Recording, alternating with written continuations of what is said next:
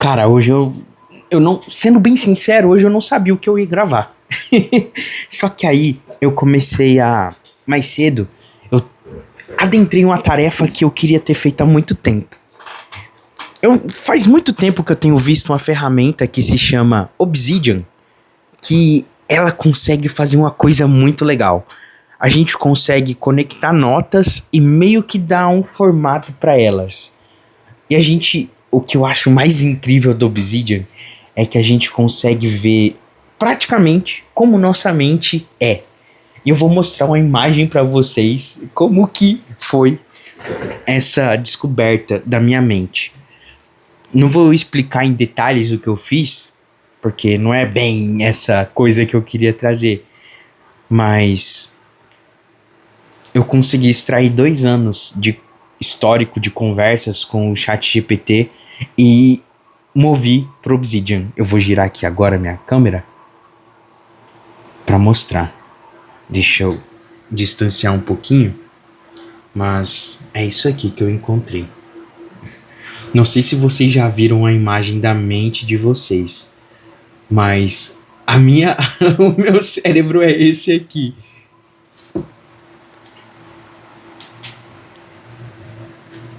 E cara, isso é muito doido, essa questão da tecnologia de conseguir mostrar basicamente como que a gente funciona, como que a gente pensa. É muito doido você olhar para uma ferramenta tecnológica que foi criada, eu não lembro o nome, eu não lembro o nome do cara que criou a ideia do Obsidian. Só que o Obsidian, eu vejo que ele funciona muito de acordo com o que minha mente é. Porque eu não sei se você percebe, mas eu falo isso até pra mim de 1 ano atrás. Hoje eu consigo perceber de que minha mente ela consegue conectar as coisas. Isso pra mim é uma eu vejo hoje como uma vantagem para conseguir explicar para as pessoas a forma com que eu vejo o mundo. Porque uma coisa que eu aprendi com o Pedro é que quando a gente cria conteúdo, quando a gente tá aqui, quando eu estou falando para essa caixa que se chama meu celular, eu tô contando, ou melhor, tô explicitando para as pessoas a forma com que eu vejo o mundo. E o mundo para mim é como se fosse um grande emaranhado de conexões. Sabe aquela teoria de que nós estamos não sei se é 5 pessoas de conhecer qualquer pessoa no mundo? Então, é basicamente isso, só que para mim é em relação a conteúdo, em relação a marketing, em relação a biologia, em relação a física, em relação ao mundo. Porque uma coisa que para mim é inerente, eu não sei nem se é essa palavra mesmo, mas uma coisa que para mim não diferencia é o mundo físico, esse que a gente está agora, com o mundo, por exemplo, das ferramentas que eu utilizo para trabalhar, com as ferramentas que eu uso no meu dia a dia mesmo, o celular, ou a internet, a luz, o tráfego pago, os anúncios online. Para mim, todos eles seguem a mesma lógica de um cérebro ali que é conectado por redes, quase como se fossem conexões neurais. E uma coisa que eu aprendi também na semana de aceleração, que para mim agora, pensei nisso agora, é que nós estamos conectados com frequências de pessoas diferentes. E aqui eu não falo do misticismo de frequência, não, eu falo de relação de conexão com pessoas mesmo. Inclusive, se eu não me engano, é neurocoupling, que é como se você estivesse quase com uma sincronia. Porque antes eu não sabia, mas nosso cérebro ele funciona por meio de ondas. Então, se ele funciona por meio de ondas, ele consegue sintonizar com diferentes estações de rádio, se a gente fosse parar para pensar, como a rádio FM ou rádio AM, não sei se foi da época, mas eu vejo que nosso cérebro consegue sintonizar com diversas coisas. E ontem eu estava me sintonizando com uma coisa que para mim é um grande problema, que se chama coragem, que se chama medo, que se chama ação. Porque muitas vezes eu tenho um medo indescritível da ação. Só que eu tô lendo esse livro aqui, que se chama O Chamado da Coragem, do Ryan Holiday, que fala sobre o Premeditatum Malorum, que inclusive é uma ferramenta muito, muito legal que os estoicos usavam para pensar. Por exemplo, o que de pior pode acontecer comigo se eu estiver fazendo a ação que eu deveria ter feito? Olha eu com toque no nariz. Para. Me corrigindo ao vivo. O que de pior pode acontecer se eu fizer tal coisa? Qual é o pior cenário possível se isso for feito? O que acontece se eu não fazer nada? E o melhor, o que de melhor pode acontecer se a ação que eu fizer acontecer?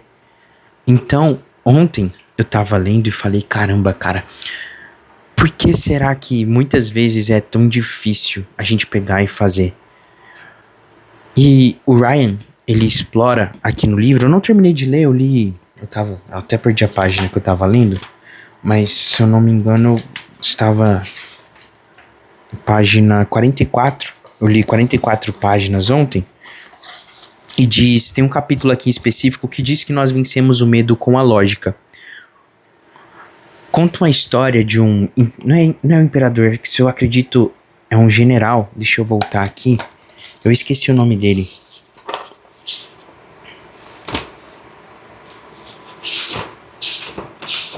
Isso aqui sou eu fazendo vídeo ao vivo. É uma live. É Péricles. Pô, como que eu esqueço o nome do Periclão, mano? Imagina você num tempo onde você não conhecia o que era uma tempestade, o que era um eclipse, o que eram os fenômenos naturais. Imagina você ouvir como se fossem deuses brigando. Esse era o som do trovão, que era temeroso para os animais que estavam em marcha para a guerra e também para os soldados que iam batalhar. Imagina. E Péricles, num tom genial, pega duas pedras e choca umas com as outras. E fala, é a mesma coisa. Não precisa ter medo, vamos, seguimos adiante. E tem uma outra situação que é a do eclipse, onde fica escuro. E os soldados novamente ficam com medo, porque é uma coisa desconhecida. E ele geniosamente também, eu não lembro se foi com a tocha, mas ele pega um objeto maior e coloca na frente da luz e fala que é a mesma coisa. Ou seja, ele está vencendo o medo com a lógica. E uma coisa que ele fala aqui no livro, que me pegou muito, que entra a questão do Premeditatum Malorum também, que é você tirar o medo da situação nebulosa, que é você dar nome. Na Bíblia tem uma coisa que eu acredito que é muito legal, eu não lembro se foi Jesus que disse isso, mas para chamar o pecado pelo nome. E aí eu paro e penso, falo, caramba, cara, eu sei que não é a mesma coisa, mas pelo fato de conectar para mim ter quase o mesmo sentido lógico, eu conecto o pecado com medo e a ação de não dar nome a ele é quase como se fosse um pecado comigo mesmo. Então, hoje eu vejo que eu tenho diversos medos, como o medo de enviar mensagem às pessoas mas não é esse o medo. Tirando ele da nebulosidade que estava diante de mim, eu tenho muitas vezes o medo de ser rejeitado, o medo de ser ignorado, o medo de ser excluído da tribo social. Só que esse medo ele é infundado. Eu não vou morrer por fazer isso. Inclusive, uma coisa que eu quero fazer é gravar eu prospectando as pessoas, fazendo cold call, ligando para as pessoas, porque eu vou englobar dois medos que eu tenho. O de aparecer, apesar que não parece, né? Tô mentindo, eu não tenho esse medo não. Mas o medo de ligar para as pessoas, o medo de tentar, de tornar algo público. E aqui o Ryan, ele fala uma coisa sobre assumir compromissos públicos consigo mesmo, de meio que dar nome ao medo e falar, olha, eu tenho esse medo, E o medo a gente vence pela lógica. E como que eu vejo que a gente consegue vencer essa lógica? Vencer essa lógica não, vencer o medo pela lógica. Eu vejo que é estruturando. Assim como eu tentei estruturar o meu pensamento em um formato de cérebro que conecta as coisas, conectando, por exemplo, uma prospecção, conectando já com um possível roteiro que eu posso usar naquela prospecção, meio que preparar, porque também seria, ele também fala no livro que a gente não pode, digamos, deixar tudo ao além, deixar tudo ao mero acaso, porque isso seria irresponsabilidade com você, com o seu tempo, com a sua vida. Então é independente de você ter medo, é você agir, mas você não agir sendo burro. É você pensar em como você pode fazer essa ação. Digamos, tá, eu vou me preparar, eu vou fazer. Mas, caso o pior aconteça, inclusive ele conta isso sobre o Rockefeller, se eu não me engano, que o Rockefeller, ele planejava os investimentos dele independente, por exemplo, e se os postos de petróleo secarem daqui 10 anos? Ele já se preparava, igual Napoleão. Napoleão, ele tinha um ritual que era, eu acredito que era muito estranho, mas se preparar para a guerra, sabe? Ele, estando em casa, estando com o exército, ele se preparava. E se alguém me invadir hoje, lá ele, pela esquerda, pela direita, se alguém buscar invadir as minhas tropas, se alguém invadir o meu território hoje, como que eu reagiria a determinada ação? Então, o que eu vejo é ter um plano. É você sair do mundo das ideias. Sair de dentro da caverna do Platão, parar de ver as sombras, parar de ver aquilo que antes era uma mera suposição da sua cabeça e ver que a luz, o abrir dos olhos na luz na vida real, dói. Só que é real, porque é muito confortável, entre aspas, você viver acorrentado dentro de uma caverna vendo apenas sombras projetadas pelo fogo e você não tentar sair da caverna. Eu sei que não é uma coisa simples, porque se a gente for parar para pensar, a gente lida todos os dias com uma caverna diferente. A gente tá todo o tempo tentando sair de dentro de uma caverna. Hoje, a minha caverna que eu vejo que eu preciso sair é dessa inação. É desse medo não nomeado. É dessa inconstância. Porque também não adianta de nada eu tentar hoje e amanhã eu não tentar. E eu não falo de fazer uma coisa que é muito complicada. Porque se for parar pra pensar, complicado talvez seria lutar com um mamute, caçar. Eu sei que é uma coisa ancestral que a gente tem, memórias, mas o medo a gente vence pela lógica. E hoje eu consegui fazer essa pequena atividade de nomear, de preparar e de agir. Não só aqui no vídeo, mas também de tentar. Hoje eu tentei fazer 50 prospecções, não tentei porque elas foram feitas, então eu entendi que era um medo que eu tinha. Então, o que eu talvez perguntaria pro Vitor do futuro, ou melhor, sim, talvez que eu deixaria de mensagem pro Vitor do futuro caso um dia ele veja, olhe pro seu medo, mas não olhe para ele com o tom nebuloso. Tire ele de dentro da caverna. Torne ele público. Coloque a ação. Porque, inclusive, tem uma frase que é muito legal que eu ouvi ontem, que tá aqui no livro também, que é do General Marshall, se eu não me engano, que ele diz que não discuta sobre os problemas. Busque uma solução para esse problema. A minha solução que eu encontrei foi agir, foi prospectar, foi enviar mensagem para umas pessoas, para engenheiros e para arquitetos, mostrando que o meu trabalho pode ajudar com uma dor que eles têm, que é a dor da indicação. porque você fica refém. E da mesma forma, a gente não pode ficar refém do medo. A gente não pode ficar refém de uma coisa que não depende só da gente. A gente precisa meio que sair da caverna. Eu falo a gente como se eu estivesse falando comigo. Que eu preciso sair da caverna, eu preciso agir. Eu acredito que esses pequenos atos, como esse que eu estou tendo aqui agora, é uma saída da caverna. Então, eu agradeço por ter saído da caverna hoje, por ter agido apesar do medo e por ter tentado mais uma vez. Eu sei que não é a coisa mais fácil do mundo, eu acredito que com o tempo vai ficar cada vez mais coerente as minhas ideias. Tava tudo no roteiro, eu sem seguir roteiro nenhum, mas o roteiro tá tudo aqui, ó, dentro do mindset. Então, o que eu acredito que eu tenho pra hoje é: haja apesar do medo. Dê nome ao seu medo. E muito mais importante do que discutir sobre o seu problema, sobre o seu medo, haja. Porque o medo ele fica pequeno quando a sua ação.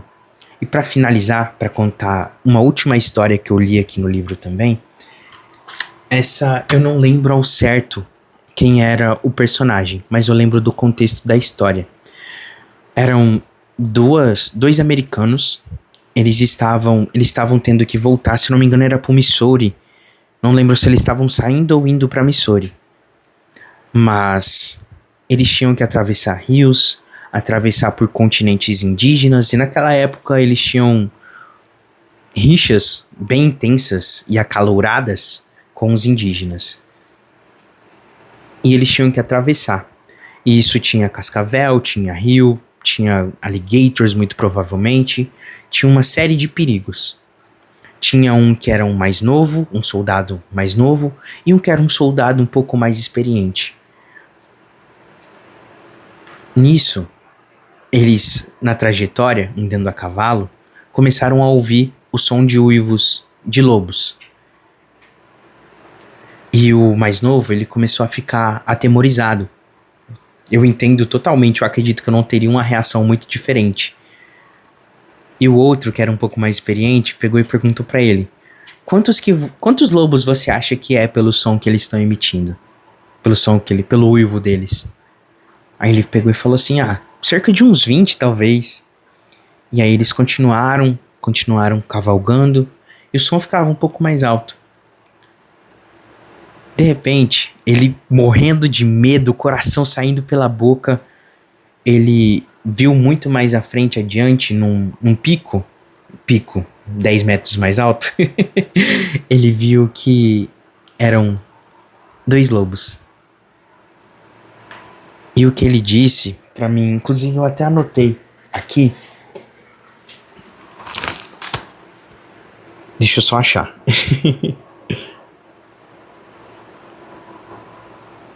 Não anotei aqui. Mas diz que eles têm tanto medo de você quanto você tem medo deles. Tem uma outra que conta sobre o Kumi, que ele estava subindo a montanha numa batalha. E ele continuou marchando. Essa eu acredito que vale a pena eu ler. Não sei se você esperaria eu encontrar a página certinho. Eu não preparei isso, não era pra mim ler. Não, tá depois de Florence. Este é o inimigo. É aqui mesmo. Olha. É Grant, Adam Grant. Deixa eu ver. Aqui.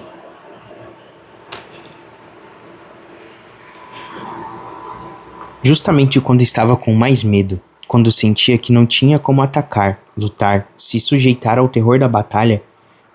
Não, peraí, deixa eu voltar. Reinicia, rebobina. Aqui, os obstáculos, os inimigos, os críticos não são tão numerosos quanto você pensa. Isto é o que querem que você acredite. O que você acha que os lobos fizeram quando viram que Grant simplesmente continuava avançando sem recusar por medo? Os lobos fugiram. Então, o que eu acredito que eu deixaria aqui é que continue. Se for uma mensagem pra mim mesmo, continue. Mesmo que você não saiba o que vai acontecer, eu não falo isso por motivação, não. Eu falo porque é ação. É ação. E quanto mais eu fizer, melhor eu vou ficar, mais claras minhas ideias vão surgir, melhor eu vou conseguir comunicar aquilo que eu penso, mais espaço eu vou conseguir ter aqui. Eu não falo no YouTube, eu falo aqui dentro. Mais espaço eu vou ter para conseguir desenvolver melhor as minhas ideias e poder preencher. Porque eu acredito que o mundo é grande demais e bonito demais para que eu fale só de tráfego pago. Cada pessoa é um universo. Cada pessoa é uma dessas bolinhas de conexão.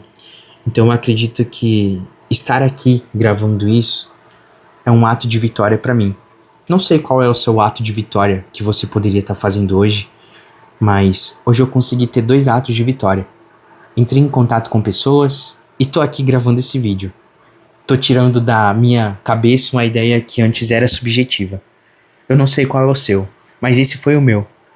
E não sei se isso vai ajudar você em alguma coisa, mas eu compartilhei uma verdade que pra mim foi muito importante e tô aqui compartilhando com você. Obrigado.